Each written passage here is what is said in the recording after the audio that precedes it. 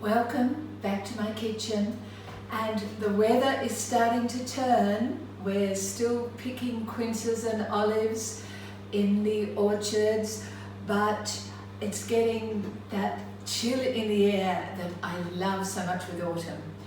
So I went to buy some white bread to make a bread and butter custard for tomorrow, but I couldn't get any, so I decided that it was time to make another soda bread.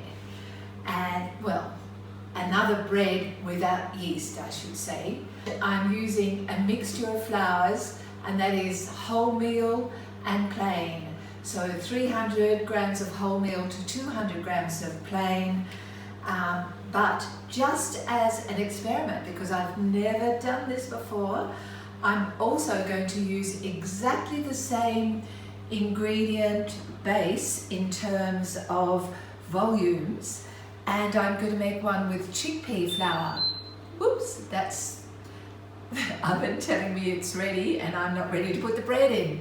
But the chickpea flour acts a little like plain flour.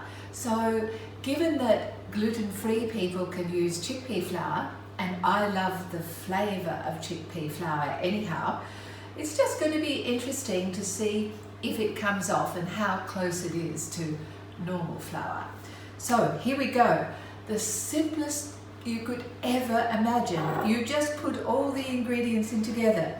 I've already put salt, 1 teaspoon of salt in with, I might just give it a little bit of a sift. Just make sure there are no impurities, no little weevils, heaven forbid, in the flour. But it also will help to mix through the other ingredients, which is wholemeal flour, plain flour, and then we have a teaspoon of bicarb soda or baking soda. And that's our rising agent. It's not exactly like yeast, but when it's put with an acid, it bubbles away and gives us that lift that we need to say it's bread. So that's 500 grams of flour in all, using the 2 different types. I already had a teaspoon of salt. Now this is where you can put the teaspoon of bicarb soda in there, and the tablespoon of sugar, and the rosemary. Now before I put the buttermilk in, I just want to make sure I've got all those ingredients fairly well combined. Now, buttermilk. Another product I love because it's a little sour, and you can't use bicarb soda without having some acid. You can either add lemon juice to it, but by using the buttermilk, you have acid in the buttermilk. Now, I would love to tell you that if you can't find buttermilk at the supermarket, and this calls for it, you can take any of the above and thin them down. Sour cream, natural yogurt, or kefir. Thin them down to the right consistency, which is thick milk, or you can put lemon juice into cream or milk. And depending on the consistency you're looking for, you can play that game. It is just milk and acid.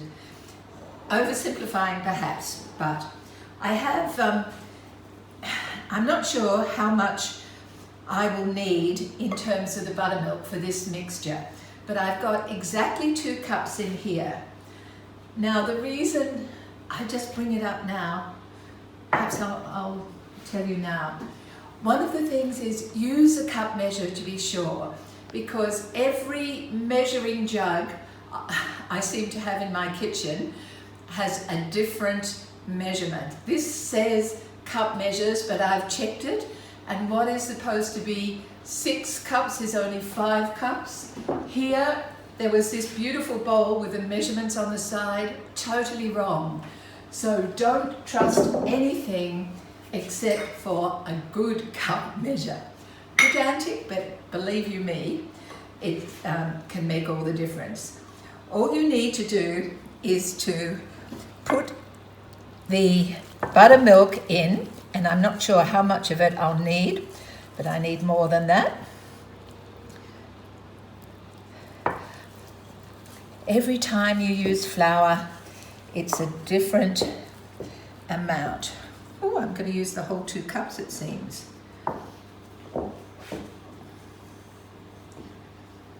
Yes. I'm going to use the whole 2 cups.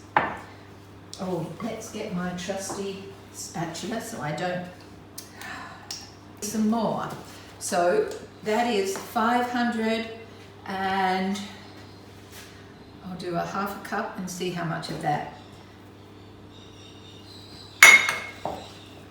Just goes to show you can't be sure.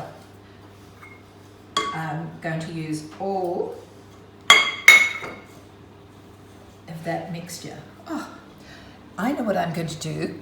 I'm going to put a couple of tablespoons of oil in here because I want to bring it together. Now you could just use more of the buttermilk, but I can see it needs something to pull it together. This is very hungry, this flour, and I'm wondering if it's the difference between plain flour and the wholemeal flour, quite probably. All right, so I finished up using about nearly 600 mils of the buttermilk, but I just want to pull all that out onto a floured bench, and I don't need to knead it. All I'm doing is, oh, I forgot my own rule. Always wet your hands. Okay, right. Now I've got a board already, a tray already. I'll put that in cold water so it's easier to wash, not hot water. I've already sprayed it.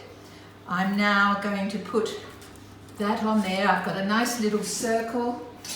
I'm going to do a nice big slash, and in the big slash I'm going to put a little olive oil on the top just to add some salt flakes, but you don't need to. You might just put flour, and straight into the oven, 200 degrees, and we'll see how we go. Now I don't think you need to see me do this again with the chickpea flour because I've got all the ingredients in there, except I will put the oil in as well, just so we've got exactly the same. But as that's 2 tablespoons. As I haven't got enough buttermilk left, I've got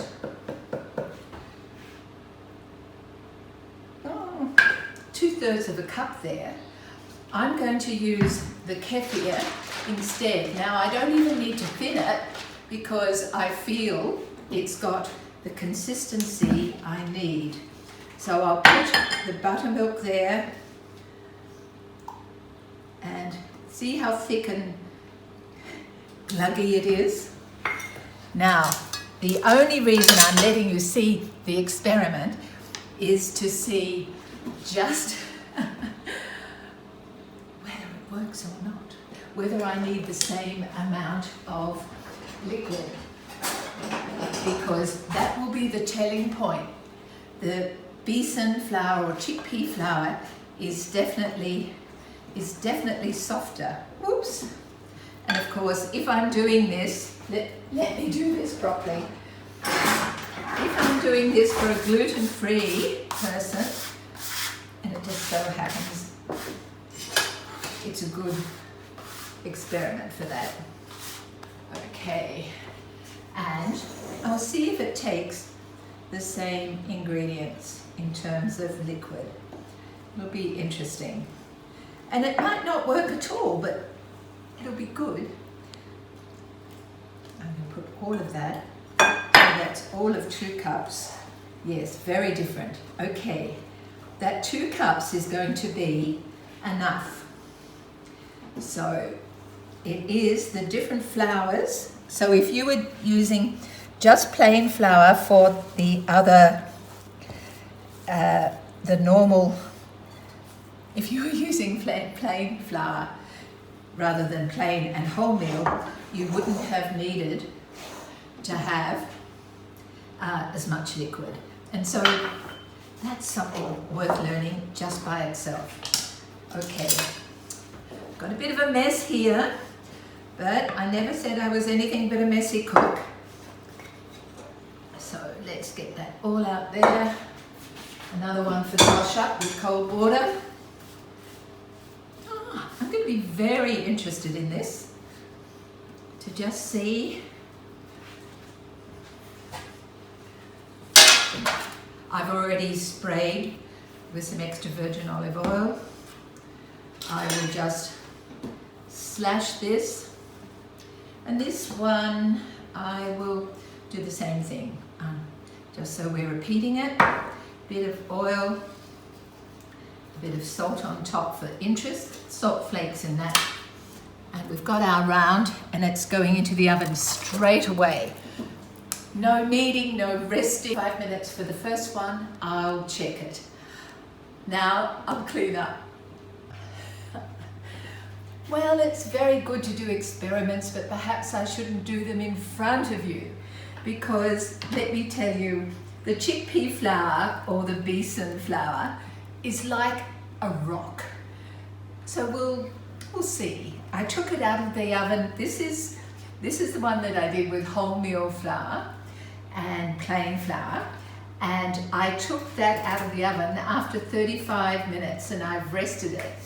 Now you can see how rustic it is. No one in any bakery or bake-off would ever give me a job, but I really, part of the idea was to show you, you can just throw this together. So let me see, it smells so good. And it is a little scone-like. Oh, but oh my gosh, it smells good. Let me see, can we cut? It would be better to cut when it was a little cooler. It's only been 10 minutes out of the oven. You can see the steam. Can you see the steam coming off it? But it is moist. The first one I did do a practice one earlier, and it was far too dry, which is why the idea for the olive oil. This is how you judge whether it's going to be worth eating. Just a bit of butter and the magic Vegemite. Now, my grandchildren all think that Nonna makes the best Vegemite toast. And do you know why that is? I put lashings of butter on it. And they love it. It's how I was brought up. All right. Soda bread, bit of rosemary, bit of oil. Oh my God. As good as a bought one. In fact, better because it was fun.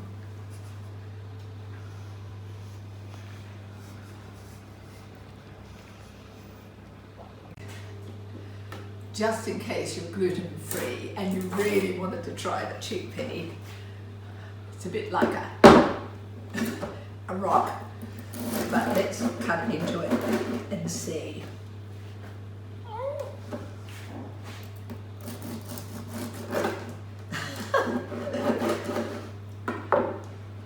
Now, interesting, it hasn't risen as much, perhaps because I used a mixture of the kefir and the buttermilk.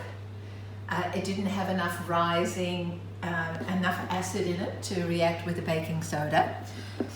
But also, perhaps if I had have put an egg, sometimes people put an egg into a soda bread. Let me just tell you if it's edible, even though it's like a rock. People do make rock cakes, don't they? must be a reason. Okay, dry butter.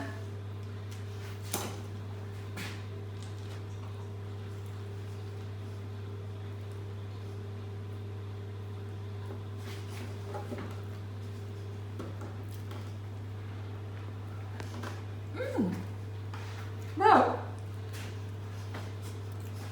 let me finish. Never speak with your mouth full. Because I love the flavour of chickpea, because I've got rosemary in it, even though it's very, very dense and it hasn't risen much, I tell you, I quite like it. I'm not suggesting you cook it at home, but if you're gluten-free and you really need to have some bread that you make yourself, play around with it. It's there's something there. The flavour is great.